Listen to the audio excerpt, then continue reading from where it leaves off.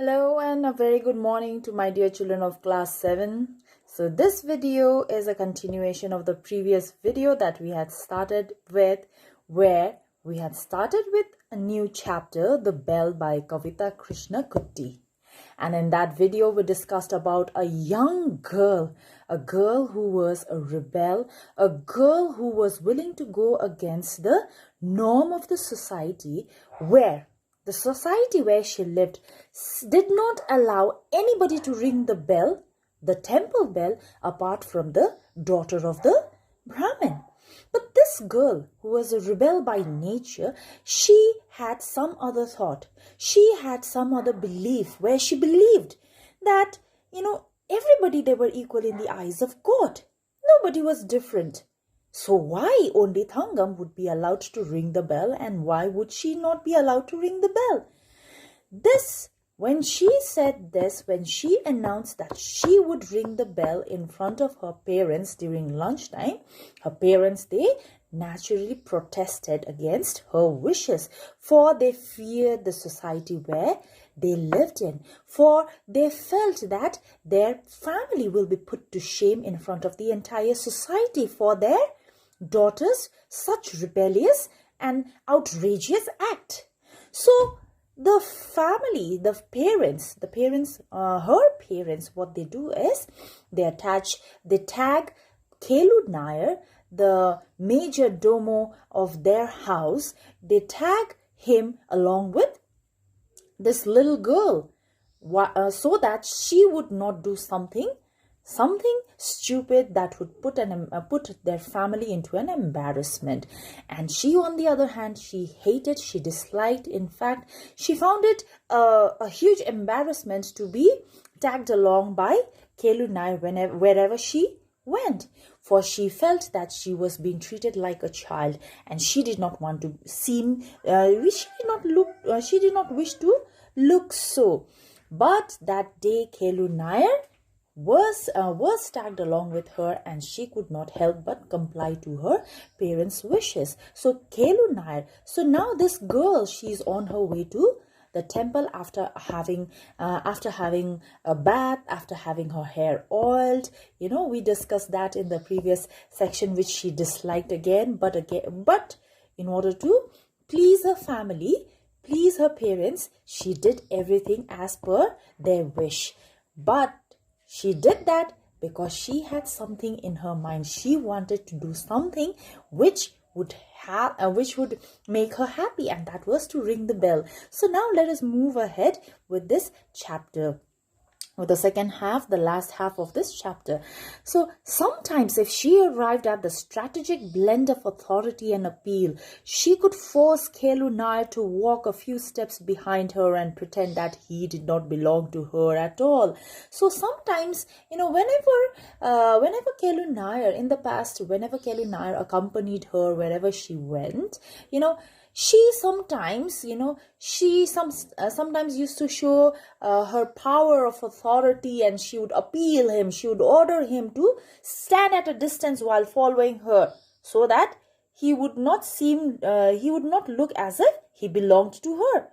For she found Kelu Nair a big embarrassment. So she did not want people to see, especially her friends, that this man, Kelu Nair, belonged to her. So sometimes whenever she ordered him, this man, Kelu Nair, he agreed, and she succeeded. Basically, she succeeded in putting him at a distance. But today, what happens? Today he stuck obstinately to her side. But today she could not succeed. He stuck obstinately, stubbornly, persistently to her side, imparting bits and pieces of information and advice that she tried to ignore. And he was trying to advise her, to remain close to her, not to run too far away from him. For Kelu Nair was given an order by his master and his mistress that he remain close, that she does not go out of his sight nor leave his side that day. But She tried to go against, but she rarely succeeded. For Kelunar, he persistently stuck beside her. And then what happened? Imparting bits and pieces of information and advice that she tried to ignore, she quickened her steps as they reached the road, almost breaking into a run, and she ignored whatever he was trying to say. And not just that, she almost was on a run. She was trying to avoid all those advices, and she was trying to maintain a certain distance away from Kelunar. So she was almost on the verge of running. Kelunar shouted at her to stop and wait for him. But what was expected? Obviously, she would not listen to him. She did not care to explain any of them that she tried to cover this stretch of road quickly as possible because the gravel hurt her bare feet. So the reason why she ran was not just because she wanted to avoid being seen that he belonged to her, but at the same time, she was walking on the hot gravels. Gravel is a place where, it's a road which is made by small stones. So naturally, it was quite piercing for her and irritating for her to walk on those gravels. So she was trying to complete that stretch of road that was made of gravel and reach to the other end where the road was smooth. So that's why she was running. So then what happened? At the temple entrance, she slowed down, grateful for the feel of the sun-warmed stone. So finally, she reached the other end. That was the entrance of the temple, where the gravel route had ended, and she finally could walk without hurting her feet. The usual knot of women was gathered around the three-tiered stone lamp at the outer door, talking earnestly in hushed voice. So as always, there was this knot of women, the same knot of women who always gathered around the three-tiered stone lamp, in the temple. They always gathered out there, the same circle of women, they always gathered out there. They always talked and gossiped. They were always seen out there, and as usual on that day too, they were seen doing the same thing. And as they were passing by them, what happened? Kelunar edged as close to them as he dared. He tried to carefully move towards move as closely as possibly he could towards them, towards that circle of women. And what did he do? She knew he drank in every whisper that he could distinguish, and he would impart it all. She knew that he had overheard. He drank in means he gathered, he took in everything that he overheard those women whispering and talking about. And she also knew that evening he would return back home and he would impart it all, embellished means by adding spices. When people gossip, what do? They not just gossip about while they gossip, they add more spices and make it more interesting, even if it is not real, for the sake of making it interesting. She knew that Kelunar would do exactly the same. He would impart whatever he had heard, he had overheard. He would impart it all embellished with many scandalous details. Scandalous means something that would damage the reputation of a person or the other. Imparted all embellished with many scandalous detail of his own invention. He would add his own. Even if it is not true, he would add his own, to her mother, to the girl's mother and great-grandmother over dinner tonight. So from here we gather that Kelunar, he loved gossiping. Then as they started their ritual circling of the outer wall of the temple, when you visit the temple, what do? First, you take circles around the temple, isn't it? Before we enter the temple, that is exactly what we do. So yes, she was also doing the same. The ritual circling of the outer walls of the temple, she noticed that the football game had already begun in the country yard beside the sanctuary of Krishna. So there was this country yard, the football ground, besides the sanctuary of Krishna, where they were playing football, and she enjoyed watching the players. So she was pretty interested in this game, because more so because of her obvious delight in the vigor, the energy of the game. So she loved football, the energy that it had, it showed, that this game exhibited. She loved it. So she found this game pretty interesting. So arriving at the sanctuary of Krishna, she saw the small door obstinately closed. Then Kelu Nair had told her time and again, time and again,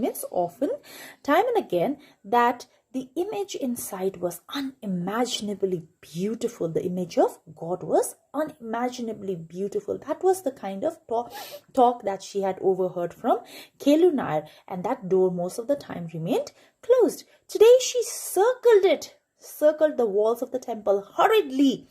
For why is she hurrying for everything? Yes, she has a plan in her mind, and that is to ring the bell. Then her mind full of that secret mission of ringing the bell, yes, and almost ran along, provoking an incomprehensible torrent of protest from Kelu Nair. So Kelu Nair was there protesting, he was against whatever she was doing, then who could not keep up with her? And Kelu Nair, he was trying at his level best to run as close to this girl, but to no avail. He failed. But this time this girl was very, very determined in doing what she wanted to do. That's why she was moving way ahead of Kelu Nair. And then the eastern facade of the temple always enchanted her. Facade is the outer appearance of the building, always enchanted her, mesmerized her. She recalled it afterwards, as she often did. Her memories were full of sound and color. The river ran through here, the jade green of its water melting first into the rice fields beyond, and then into the luminous evening sky. In the enclosed area where the women bathed, shrill voices rose above the wet slapping of cloth against the stone. So she loved this environment of her village. She loved the environment of her village. She loved the sound, the color, the different motions and the vibrations of that entire village. She had fond memories. She had fond memories of her village and the area out there. Then what happened? The rock beneath her feet was turning cool. So now gradually time had passed, and it was almost evening. Almost evening means the hour of the lighting of the lamp was nearing. She remembered that the hour of lamp lighting was near, and hurried back through the shadow-filled hall. Beyond the tall golden flagpole, tiny pinpoints of light pierced the warm darkness of the inner sanctuary. Kelu Nair, muttering angrily, was close upon her heels. So this girl was still moving ahead, and this time she was moving faster. The minute she started moving faster, the minute she realized that the hour of the lighting of the lamp was nearing. So then Kelu Nair, on the other hand, was still not successful in keeping a close distance with this girl. He was still struggling, and he was from behind. He was muttering angrily, and was close, and he too was this time moving faster. So he was close upon her heels.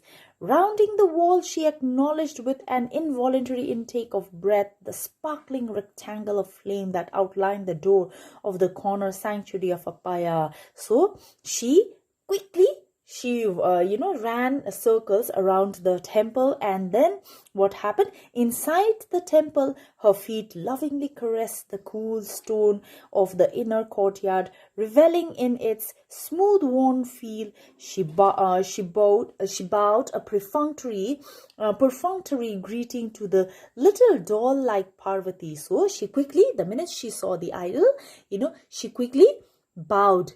She gave a perfunctories, and automatically and mechanical. When you see temple, what do you do automatically? You either offer prayer or you either do this.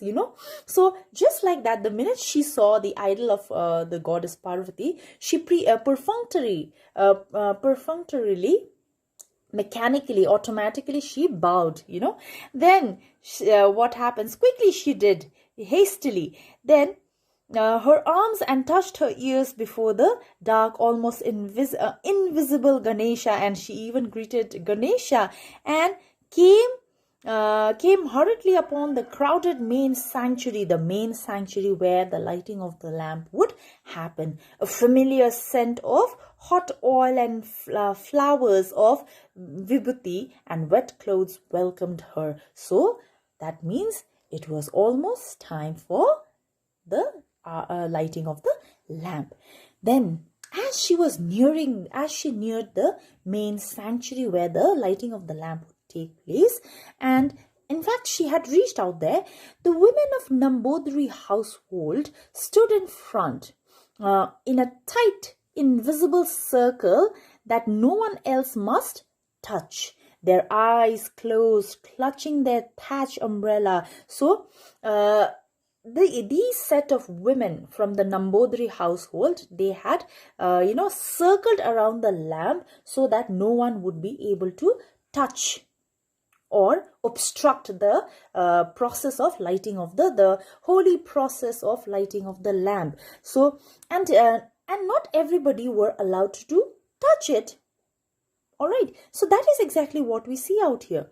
Then their eyes closed, clutching their thatch umbrellas that were made up of hay, that obscured everyone's vision, their lips moving in an ecstasy of prayer, in a strong feeling of prayer. She edged her way, this girl. So these women, they were praying with extreme deep devotion. They had circled, and they were praying with so much deep devotion.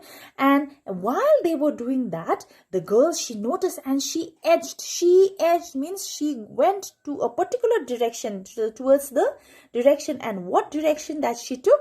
She was taking the direction where the temple bell was hung. So where she was actually not allowed to go, and not just go, she was not even allowed to near, but she edged her way towards them, ignoring Kelu Nair's shocked whisper of protest. So obviously, when she was not allowed to go to a certain place where nobody was allowed, definitely Kelu Nair and everybody else would have been shocked. So it shocked Kelu Nair, and almost bumping into one of the ridiculous umbrella. So she was almost, she edged her way, and Kelu Nair was behind her, protesting her, forbidding her from doing something stupid, and she saw, and as she was proceeding towards the bell, she saw Thangam standing near the steps, looking remote and wrapped with devotion. She was completely soaked in devotion and prayer.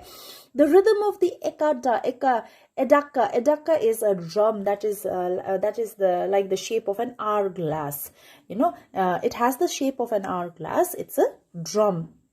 So that was being beaten, was mounting crazily as the door was flung open. She blinked at the sudden vision of gold, the image of the god, and most importantly, the image of the bell. Yes, before she could regret her decision to go back up upon it, she elbowed herself quickly through the untouchable circle of Nambodri women. She literally barged and went through that untouchable circle, the circle whom everybody were not supposed, whom everybody were supposed to stay away from. They were not supposed to touch them. They were not supposed to disturb. But this girl, she literally elbowed herself through them. She ran through them, through Nambudiri women, nearly floundering on the slippery steps, so clumsily moving, running. The sight of the big bell above her touched her with a heady excitement, and the minute she saw the bell, it excited her even more. So she could distinguish Kelunar's frantically whispered threat. Frantically means in a state of panic. He was worrying. He was so worried. But she reached up, rang the bell, but she ignored everything. She ignored everything that the people of that society were supposed to follow. She, first and foremost, she rebelled. She ignored the warning of her parents. She even ignored the advice of Kelunar. She even ignored the practice followed by the people of the society, where they were supposed to maintain a certain distance from the Nambudiri women who were offering their prayer during the hour of the lighting of the lamp. And most importantly, they were not supposed to be touched. But this girl, she goes against each and every norm of those, and she goes through the Nambudiri women and she rings the bell. So she was a rebel, a true rebel indeed. Rang the bell with one resounding clang, and that was down the steps before she realized what was happening. And Kelunar could not succeed in stopping her. He was completely dumbstruck. He could say nothing, because what happened next was something which he could not stop, from happening.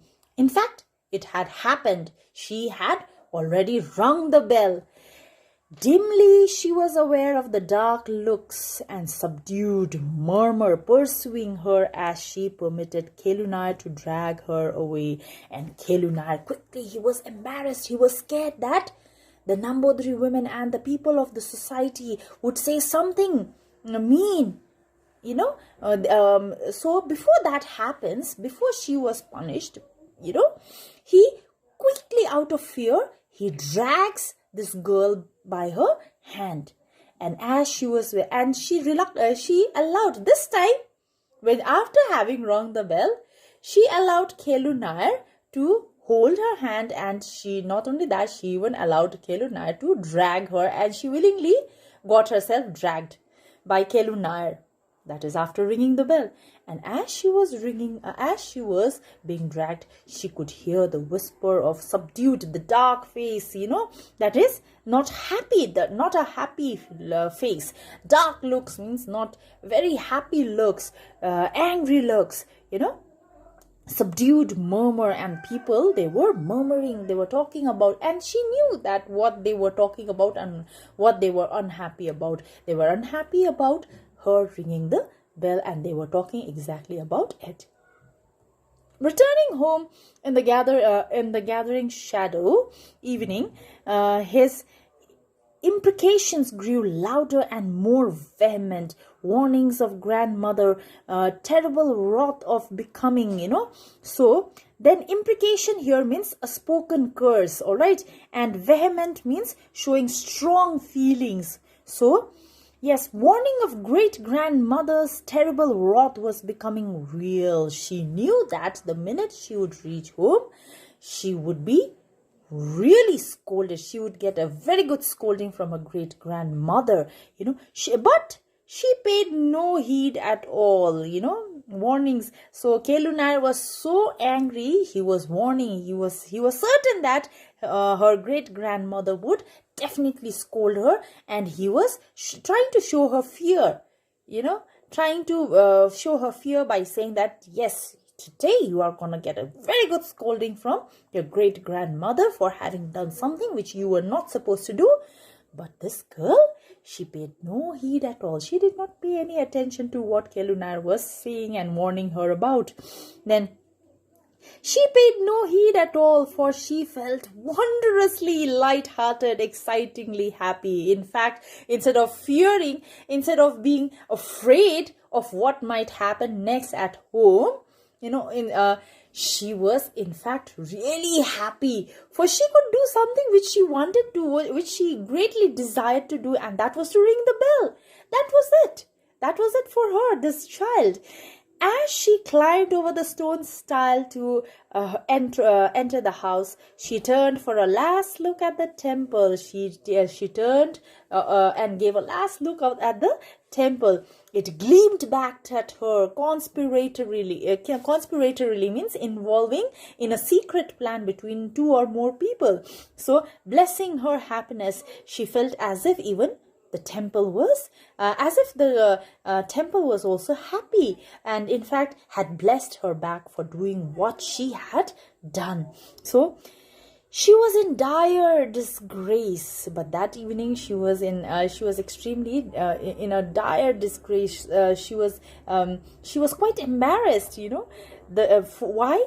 Because their tight-lipped silence was more eloquent than speech. None of them, they talked with her nor said anything. They were very tight-lipped because they were extremely angry for what she had done. Then eloquent than speech, louder, their silence were louder than their speech, as was the conspicuous absence. Conspicuous absence means clearly visible. It was clearly visible absence of her favorite tiny papadums at dinner. The papadums specially ordered for her every holiday and served regularly at every meal. So as a and it was clearly visible from the absence of papadums on her plate that the elderlies of her house, they were extremely angry at her, and as a mark of punishment, they had not served her any papadums.